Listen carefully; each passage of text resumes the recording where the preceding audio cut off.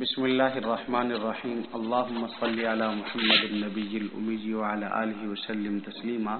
احباب گرامی، ہمارا یہ فہم قربانی کورس کا آج 5واں سبق ہے، اور اس 5ویں سبق میں ہم پڑھیں گے کہ قربانی کس پر واجب ہے اور قربانی کے جانور کے متعلق۔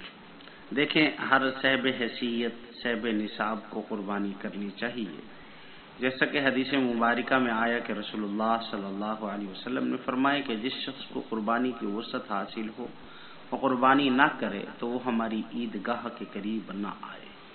رسول اللہ صلی اللہ علیہ وسلم کے اس فرمان سے تو واضح طور پر معلوم ہوتا ہے کہ قربانی کے واجب کے لیے صاحب وسعت ہونا ضروری ہے۔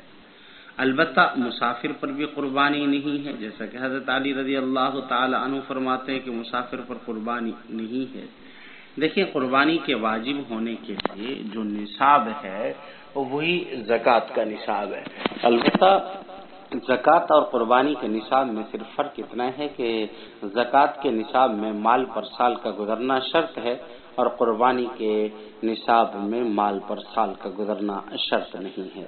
یعنی چاندی کے نصاب میں 52.5 تولہ چاندی، تقریباً اس کی قیمت اس وقت 80 سے 85 ہزار روپیہ ہے، اور سونے کے حساب سے 7.5 تولہ سونا ہے کہ اب اگر کسی کے پاس چاندی یا سونا یا اتنا مال تجارت یا ان کے برابر کوئی نقدی زائدہ ضرورت ہو تو اب اس شخص پر قربانی واجب ہے۔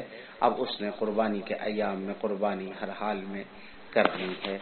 اللہ رب العزت ہمیں عمل کرنے کی توفیق عطا فرمائے۔